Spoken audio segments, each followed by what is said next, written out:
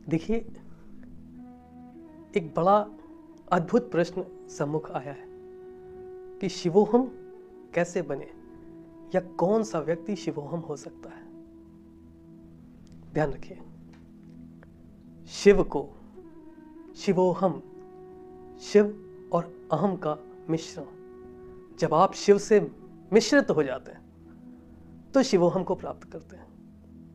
और ध्यान रखिएगा, ऐसा व्यक्ति हर बाध्यता के परे चला जाता है।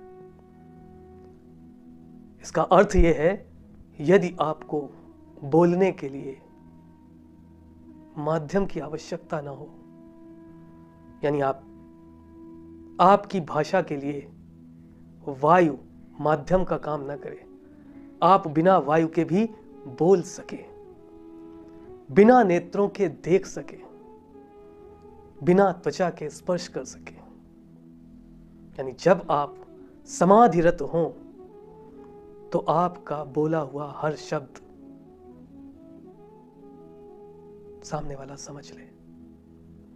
ऐसी शांत चित्तता, ऐसी एकाग्र चित्तता, ऐसा साहस, ऐसा समर्पण, ऐसी समर्थता यदि आपके अंदर है,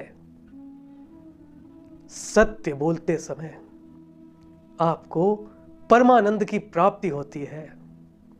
यदि आपको ऐसा लगता है कि जितनी बार आपने सत्य बोला उतनी बार आपने ईश्वर की वंदना की, तो आप शिवोहम को प्राप्त हैं। यदि आपको ऐसा लगता है कि प्रकृति की हर रचना आपको संपूर्ण लगती है, तो आप शिवोहम को प्राप्त हैं। यदि चाह कर भी किसी के व्यक्तित्व में, किसी भी व्यक्ति में आप किसी तरीके की त्रुटि नहीं निकाल पाते हैं, तो आप शिवोहम को प्राप्त हैं।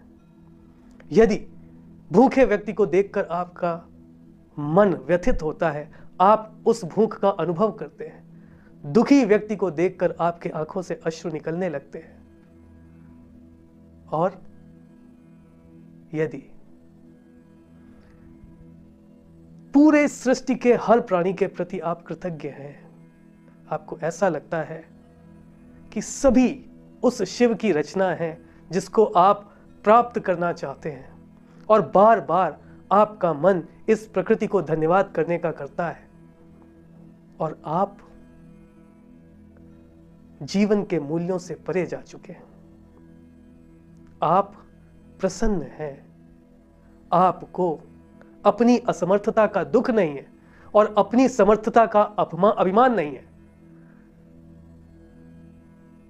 नहीं है आपको अभिमान अपनी समर्थता का। आप अपने अपमान करने वाले व्यक्ति का भी शीश झुकाकर नमन करते हैं, तो निश्चित रूप से आप शिवोहम हैं और आप शिवत्व को प्राप्त हैं।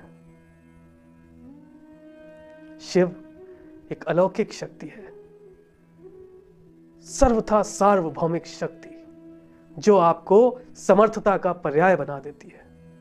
जब आप किसी की भयंकर भूल को भी ऐसे क्षमा कर दें जैसे आपने उस भूल को देखा ही नहीं, सुना ही नहीं, तो आप शिवत्व को प्राप्त हैं।